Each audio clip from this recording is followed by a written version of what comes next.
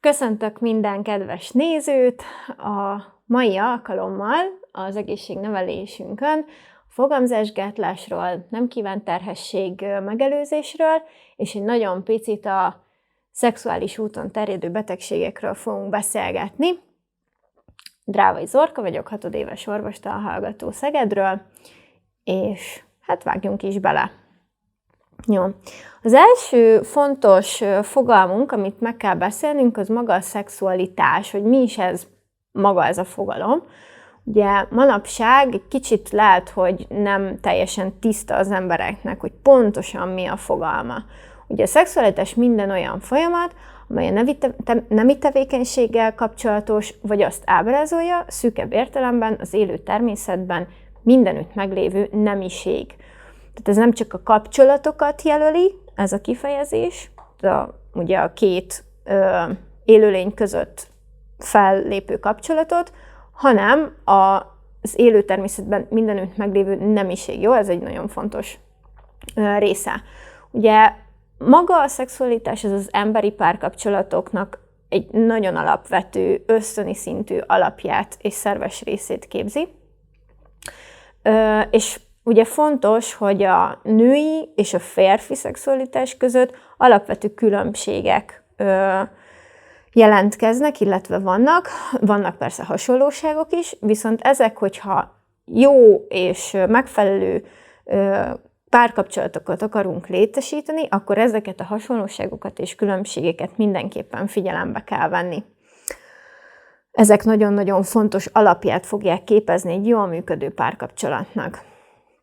Na, mik befolyásolhatják a szexualitást? Ugye itt fel vannak sorolva pontonként a dolgok.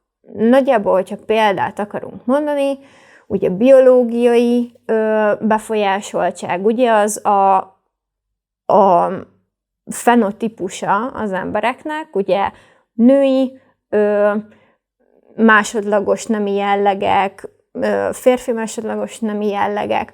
Ugye pszichológiai kinek milyen az elvárása egy szexuális kapcsolattól, a szociális, hogy hogyan nevelkedett, milyen külső tényezők érték, gazdasági tekintetben politikai, etikai dolgok is befolyásolják, jogi szabályozások is vannak ugye mindezekre, és hát ugye a történelmi dolgokból tanulni lehet, és azért a vallás is néha kitér ezekre a tényezőkre. Ezek mind az egyénnél befolyásolhatják magát a szexualitást.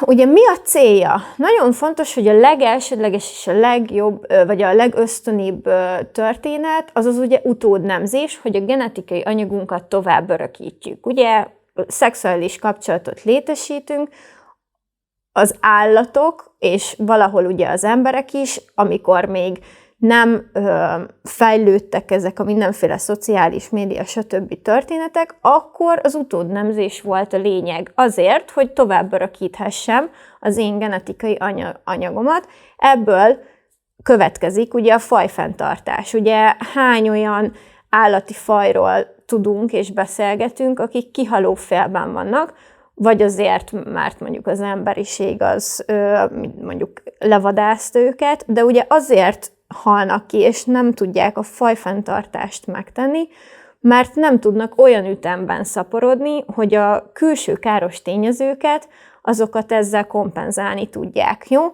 Embernél is valahol fajfenntartás is valamikor szerepet játszott mindezekben, de azért a mai világban a szexuális kapcsolatok létesítésének az örömszerzés ugye a legfontosabb célja, és persze az utódnemzés, tehát ez a kettő uralkodik manapság. A fajfenntartás az embereknél azért már nem annyira fontos, mert ugye, mint tudjuk, növekvő népesség vagyunk, sokan is kezdünk lenni a bolygón, tehát ez itt most nem feltétlenül játszik szerepet. De régebben, az őskorban, ókorban, amikor sokkal nagyobbak voltak a betegségek, a járványok, akkor ez is nagyon fontos tényező volt. Na, hogy néz ki egy megfelelő együttlét? Hát itt felsoroltam pontokban, hogy mitől lehet megfelelő.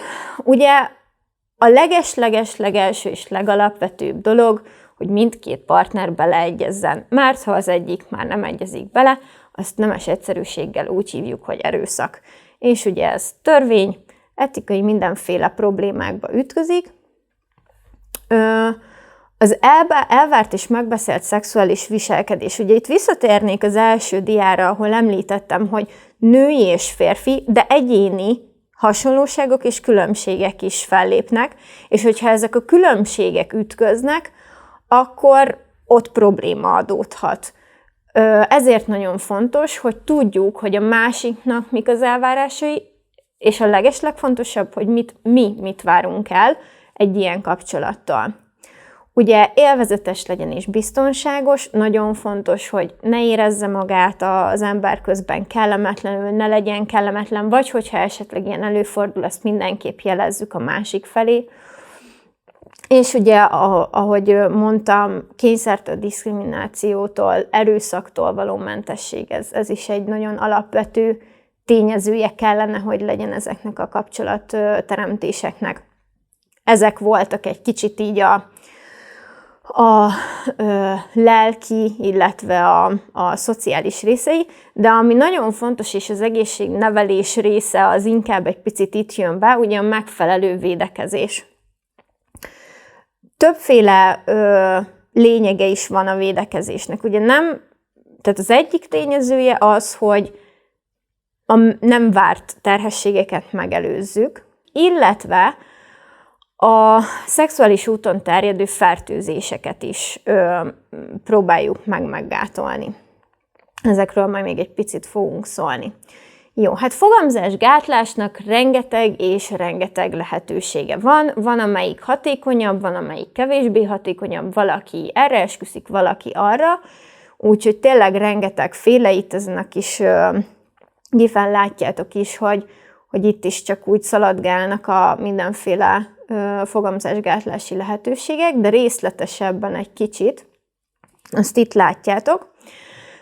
Általában csoportosítjuk a fogamzásgátlási lehetőségeket úgynevezett hormontartalmú és nem hormontartalmú fogamzásgátlásra. A hormontartalmú az, ahogy a neve is, vagy a jelzése is mondja, szimplán és egyszerűen annyit jelent, hogy hormont bocsájt ki a szervezetbe, és ezáltal, mivel ugye az egész menstruációs ciklus és mindenféle folyamatok azokat a hormonok befolyásolják, erről mindjárt fogunk beszélni egy kicsit, ezért ezek a hormontartalmú fogamzásgátlók ezekre a folyamatokra hatnak, és ezáltal fogják meggátolni azt, hogy általában a nő, az ugye teherbe esen, próbálkoztak férfi fogamzásgátlással is, ezeknek általában sokkal kisebb volt a sikere, illetve a hatékonysági rátája. Ezt is majd mindjárt mondom, hogy miért. Ugye hormontartalmú fogamzásgátlásnál a tabletta, aki már párkapcsolatban él és fogamzásgátlást alkalmaz, ők biztos sokat találkoztak vele. Fogamzásgátló tablettákról azt kell tudni, hogy többféle kombinációban általában progeszteron és ösztrogén tartalmú, vagy egyik, vagy másik, vagy mind a kettő tartalmú tablettákat kell bevenni. Nagyon sokféle variáció van, hogy milyen ütemben, hogyan kell szedni, ezeket általában ugye nőgyógyásszal, házi orvossal meg lehet beszélni, illetve a betegtájékoztatókban is elég jól le vannak most már írva.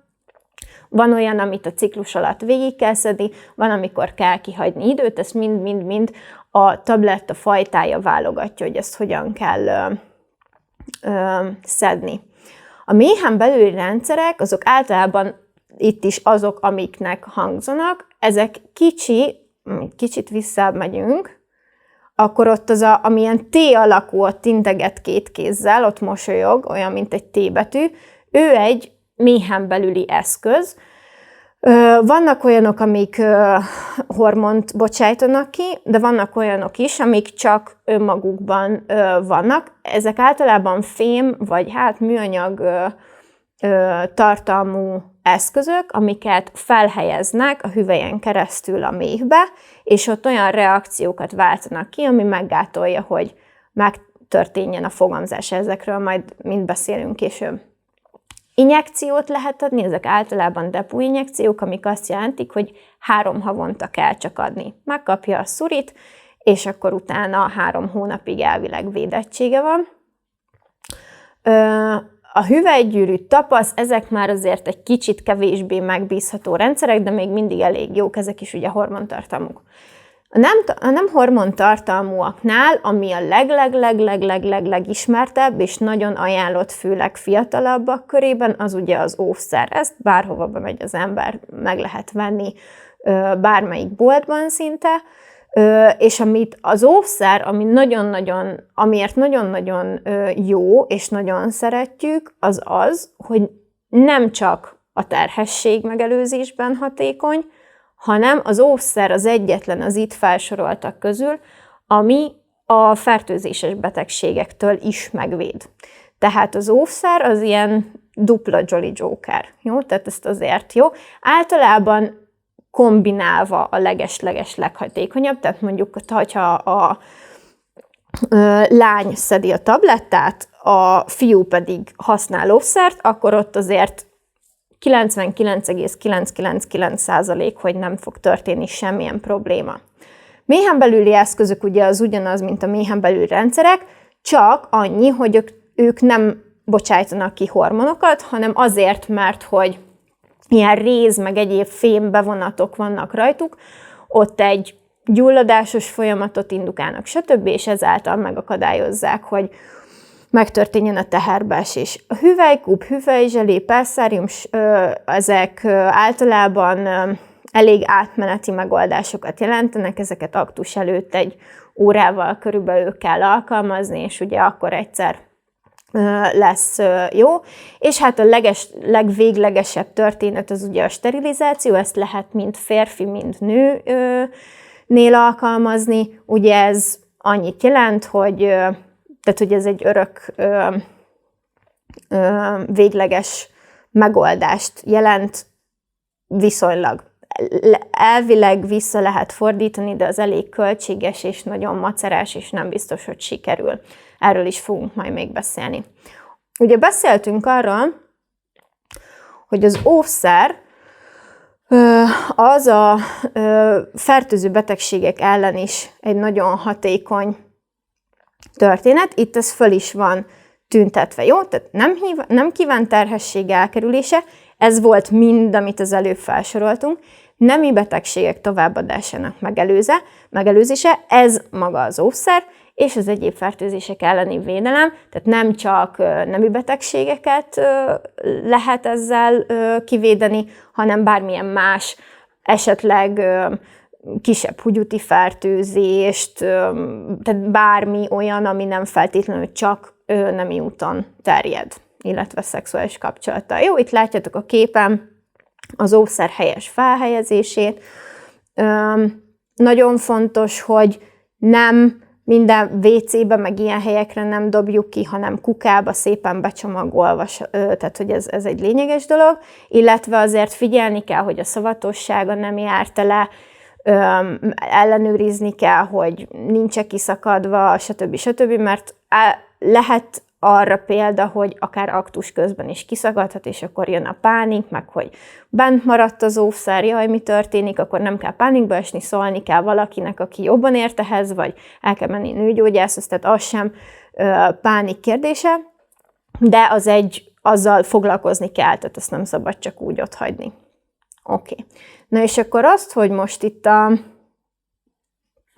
beszéltünk a szexuális úton terjedő betegségekről, itt egy picit megállunk, mert azt szeretném, hogyha a leggyakoribb ilyen történetről, vagyis inkább nem is azt mondom, hogy a leggyakoribb, hanem a legismertebb ilyen szexuális betegségről beszélnénk, ami a HIV, ugye a vírus, amit ismerünk, és az AIDS, a HIV által okozott betegség. Jó, itt az a lényeg, hogy van egy immunrendszerünk, ami ott a kis pajzsos emberkénk, és ugye jönnek a kórokozók, amik megtámadják az immunrendszert, de hogyha egészséges immunrendszerünk van, akkor ezeket általában le tudja küzdeni a szervezetünk. Tehát ugye vannak nekünk a kis kórokozóink, az immunrendszer, ami meggátolja. Itt a T-sejtek beazonosítják a kórokozókat és eltüntetik. Na most maga ez a HIV vírus, ezt a rendszert támadja, tehát a T-sejteket. És a T-sejteken elkezdődik, vagy hát a szervezetben elkezd osztódni a vírus, amik a T-sejteket fogják támadni.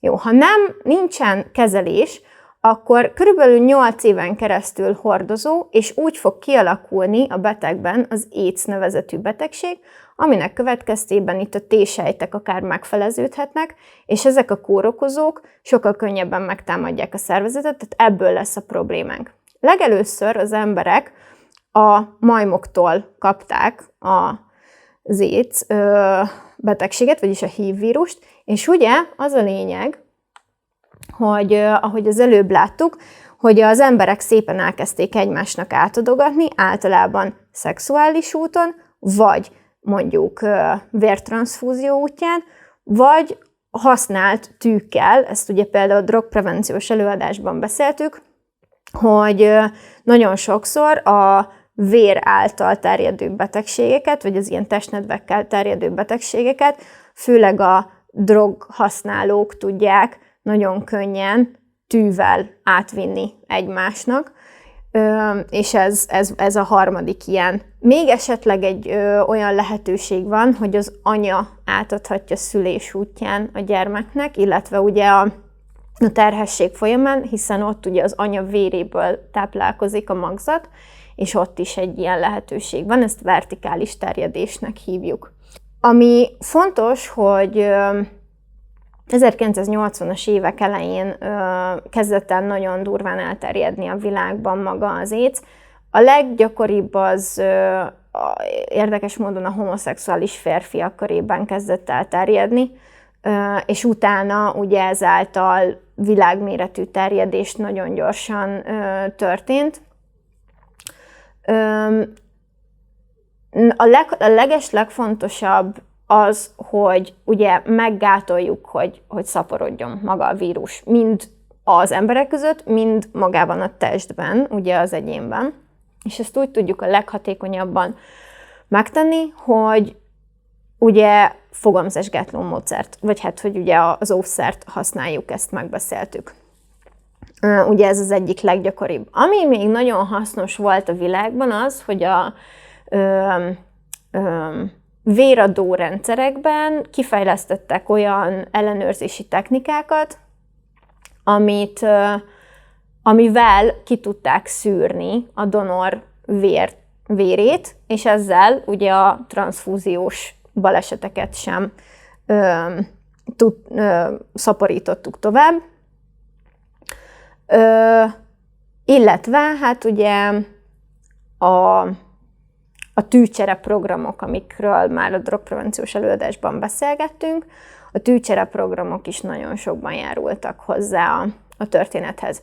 Mindezek mellett természetesen vannak olyan gyógyszerek, amik tüneti kezelést tudnak biztosítani, illetve olyan gyógyszerek, amik lassítani tudják a betegségnek a prognózisát.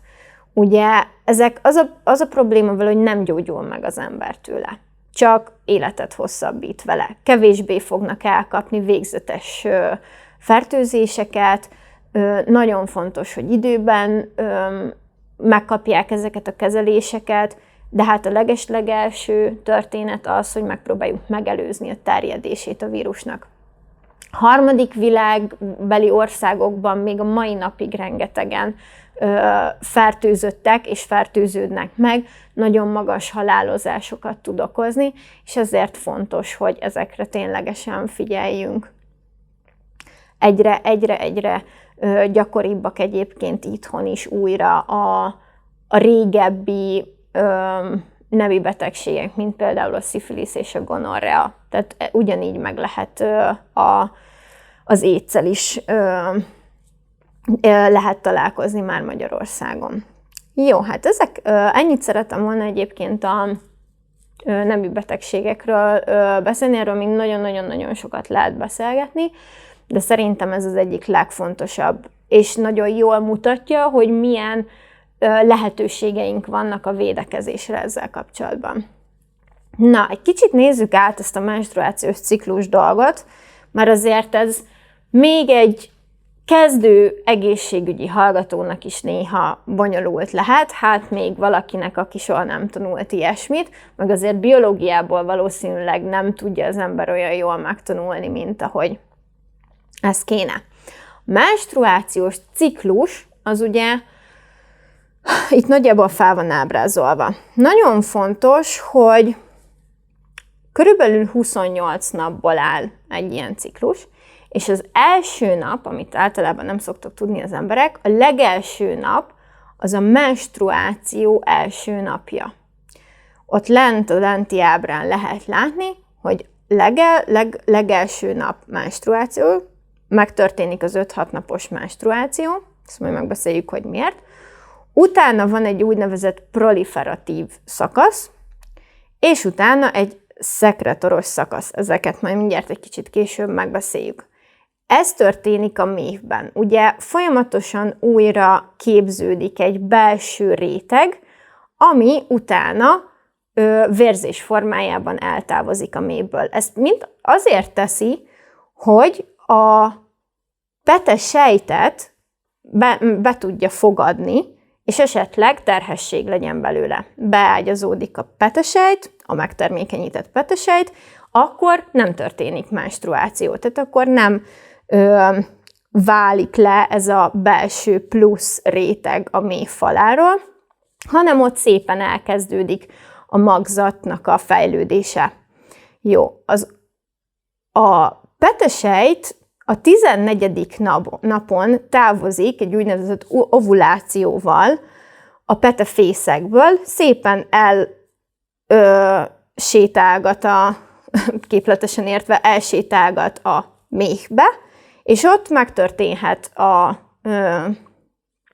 a megtermékenyítés, és hogyha ez megtörténik, akkor beágyazik. Hogyha nem történik meg a megtermékenyítés, akkor nem történik meg beágyazódás sem, a petesejt az szépen így elsorvad és elhal, és utána elkezdődik az új ciklus, az új menstruáció első napjával. Jó, erről is van egy kis videónk, azt gyorsan, az nagyjából azt mutatja, amit ugye az előbb megbeszéltünk.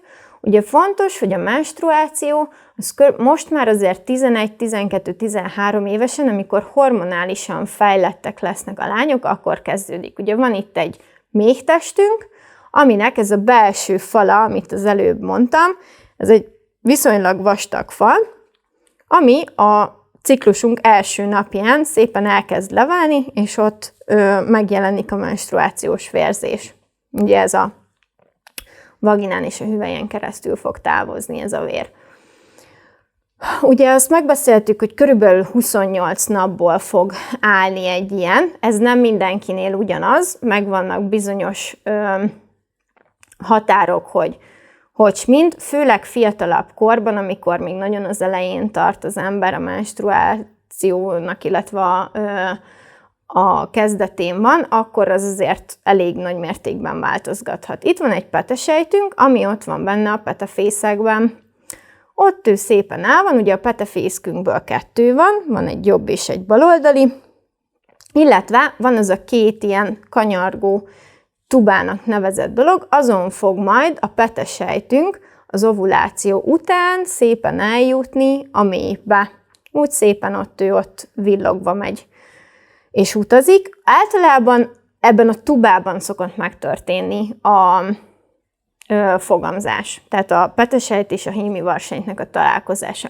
Megérkezik ugye a méhbe a petesejtünk, és itt ugye eldönti, hogy akkor ő maradni szeretne-e, vagy nem. Ebben az esetben ugye elsorvadt, és kezdődik újra a menstruációnk, mert hogy nem történt meg a beágyazódás.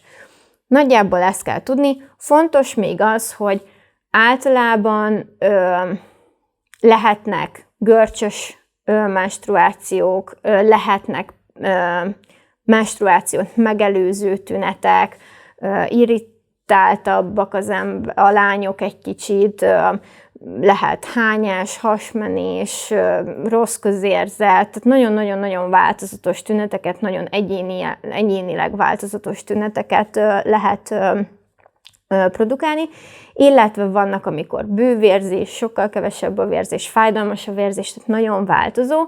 Hogyha ezek közül valamelyik fennáll, akkor mindenképpen nőgyógyászt fel kell keresni, akár fiatalabb korban is, tehát hogyha menstruáció kezdete után érzik, hogy ez nem teljesen jó, arra kell figyelni, hogy ahogy mondtam, tinédzserkorban az, hogy változó, nem jön meg pontosan, csúszik, stb.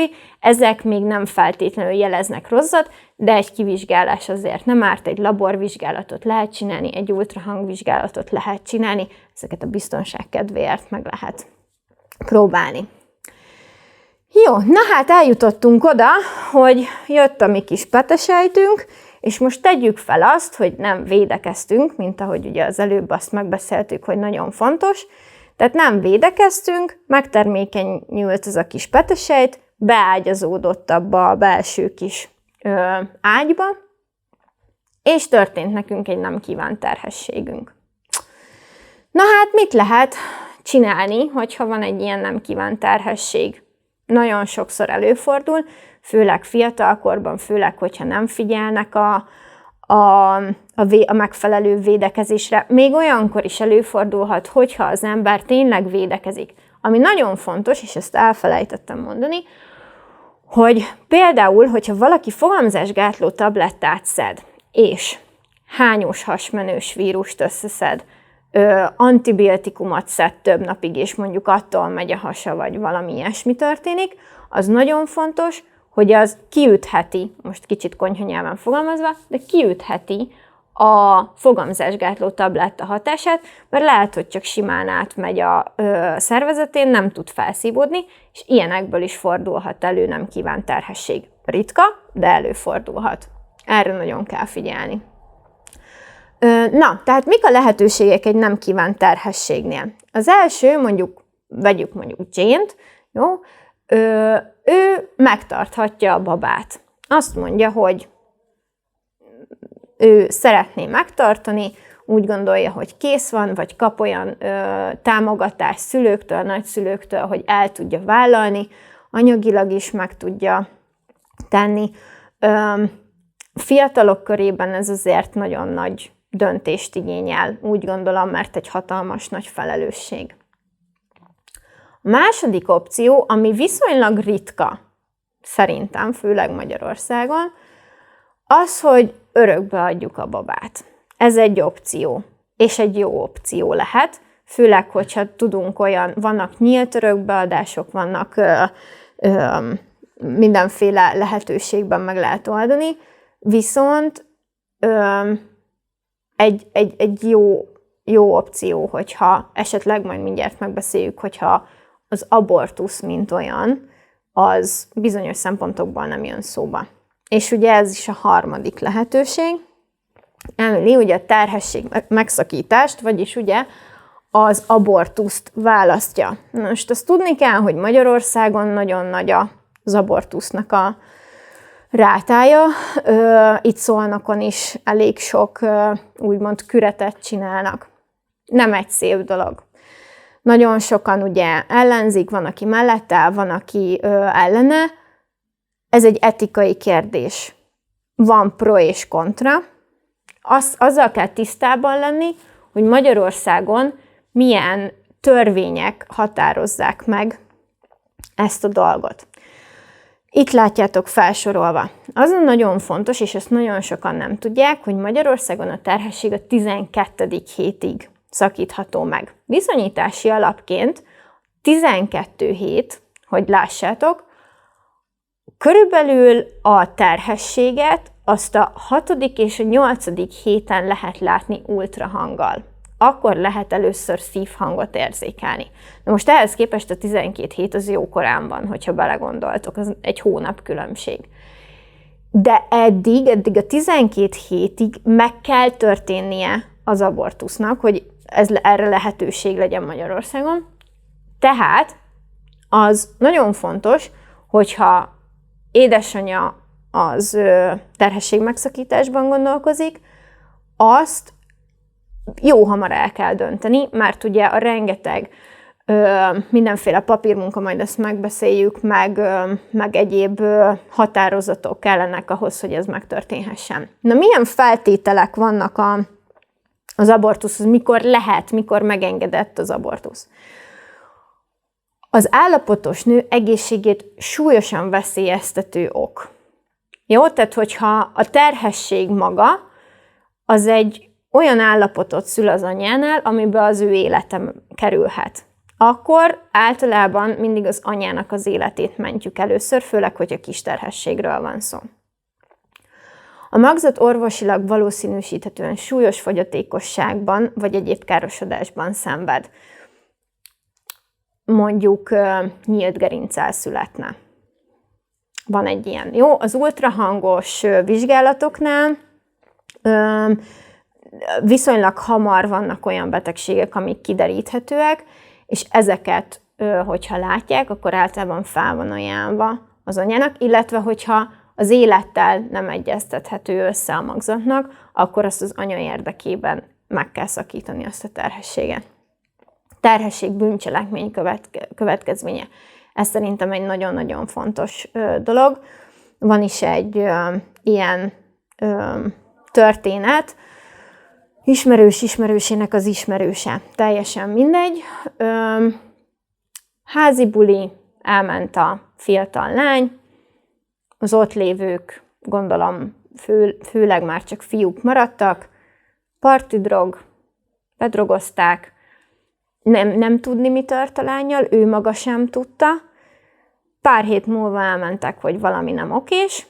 A kislány az esküdözött, kislány 15-16 éves, esküdözött, hogy ő még szűz, nem történt semmi. Már ott tartottak, hogy tumorra gyanakodtak meg gyebek, kiderült, hogy terhes, úgyhogy a kislány nem tudta, hogy egyáltalán teherbe, vagy valamilyen szexuális kapcsolatot létesített valaha bárkivel is. De azt hiszem, hogy akkor már kicsúsztak ebből az abortusz történetből, és ez szerintem nagyon nagy szó, hogy a szülők viszonylag támogatóak voltak, és megtartották a babát, és meg is született, és tényleg, tehát, hogy ő neveli meg a szülei segítségével. De ez egy nagyon-nagyon-nagyon fontos, és szerintem ez is nagyon nagy latba számít az abortusz történetében. Jó, a negyedik pedig, hogy az állapotos nő súlyos válsághelyzete esetén, hát ez olyan neszeneket fog meg jól, kicsit olyan, ebben mi tartozik bele, mi az a válsághelyzet, lelki válság, mit tudom én, vállás, vagy tehát, hogy ebbe nagyon sok minden beleférhet, ez olyan, mi ez pontosan kicsit, jó, de ez is lehet, hogy mondjuk anyagilag nem tudja, anyagi válság, jó, tehát ezek mind-mind beleférhetnek. Jó. Tehát kell egy írásbeli kérelmet, és erre mondtam azt, hogy a 8-tól a 12. hétig az nagyon rövid. Mondjuk kiderül az 5. héten csinál egy terhességi tesztet, hát lehet valami pozitív lett, elmegy mondjuk a 6.-7. héten egy ultrahangra, kiderül, hogy ő terhes, mire eldönti, hogy nem akarja, mire csinál egy írásbeli kérelmet, mire a Családvédelmi Szolgálat munkatársa előtt ugye ezt személyesen beadja, illetve a megállapító szülésznőgyógyász szakorvos által is ad egy igazolást, és akkor még úgy tudom, hogy van is egy kis gondolkodási idő, tehát hip-hopot vagyunk a 12. hétnél, és még az is lehet, hogy ki is csúsztunk belőle. Szóval ez nagyon fontos, hogy viszonylag időben kell ezeken gondolkodni. Természetesen a legfontosabb az, hogy ezeket a nem kívánt terhességeket kerüljük, jó? Tehát nem az az első, hogy jaj, teherbe estem, hoppá, hát akkor majd elmegyek abortuszra, és akkor váltom a kilincset, mit tudom én, 3 havonta, mert éppen úgy sikerült. Nem. Fogamzásgátlás. Borzasztóan fontos. Tudatosan, okosan. Hogyha a partner nem akarja, az nem indok arra, hogy akkor én sem akarom. Hogyha te akarod, akkor igenis a partnered is álljon oda, és úgy gondolkozzon erről az egészről. Visszatérve, most, hogy ezt így elkezdtem boncolgatni, ugye miért nincs férfi fogamzásgátlás? Vagy miért voltak próbálkozások, ahogy ugye az elején mondtam is, miért nem vezettek semmire ezek a dolgok? Ugye, hát technikailag nehéz megoldani, nem olyan hatékony, hormonális dolgokat sem lehet úgy a férfiaknál befolyásolni, sokkal lehet, hogy egészségkárosítóbbak a férfiaknál ezek a dolgok. Nem a férfi fog teherbe esni. Jó? Tehát ez most egy kicsit ilyen feminista történet, de igenis bele kell gondolni, hogy tehát a férfi nem fogja utána 9 hónapig hordani egy gyereket, és nem kell neki megszülnie egy gyereket. Neki nincs akkora nyomás ezen az egészen, mint egy nőnek. Persze, pszichés nyomás, meg lelki felelősség az lehet, és tisztelet annak, aki ezt tényleg úgy van, hogy ott van, és csinálja, és mindent tényleg elkövet azért, hogy ez az egész szituáció rendben legyen, viszont akkor sem ő fogja kihordani a gyereket, és nem ő esik teherbe. Tehát ezért a férfiak kevésbé fognak odafigyelni a fogamzásgátlásra. És ezért kell a nőknek nagyon határozottan azt mondani, hogy már pedig igenis óvszer nélkül nem fogok szexuális kapcsolatot létesíteni, illetve igenis beszedem rendszeresen a tablettákat, vagy igenis elmegyek a nőgyógyászhoz, és rakatok egy méhen belüli eszközt. Bár mondjuk ez ugye inkább már az első szülés után szokott szóba jönni ez a méhen belüli eszköz dolog. De a tabletta és az óvszer használat az nagyon könnyű, és tényleg nagyon hatékony. Na, és akkor ezzel a mondattal bezáróan ezek a pontok, amiket szeretném, hogyha take-home message-ként megmaradnának, csak amihez kedvünk van. Ne hagyjuk magunkat belekényszeríteni olyan dolgokba, amiktől félünk, amik kellemetlenek, csak is negatív következménye lehet ezeknek a dolgokra. Muszáj, hogy tekintettel legyünk a partnerünkre. Saját magunkra, az volt az első pont, és a partnerünkre is. Tehát ez egy kölcsönös kapcsolat. Mindig gondoljunk a következményekre. Ez ugye, amiről eddig beszéltünk, nemi úton terjedő betegségek, nem kívánt terhesség, stb. Nem kívánt terhességnek a következményeiről is gondolkodni kell. Mert az nem az, hogy majd elvetetem. Jó? Tehát ez egy felelőtlen gondolkodás. Először megpróbálom megelőzni. Ha véletlenül bármi rajtam kívülálló okból, akkor elfogadható az, hogy abortuszt kérjünk. Jó. És igen, ez az utolsó pontban látszik, védekezni mindig könnyebb, mint utólag sokkal nehezebb döntéseket meghozni. Köszönöm szépen a figyelmet, örülök, hogy ma is velünk voltatok, és legközelebb találkozunk.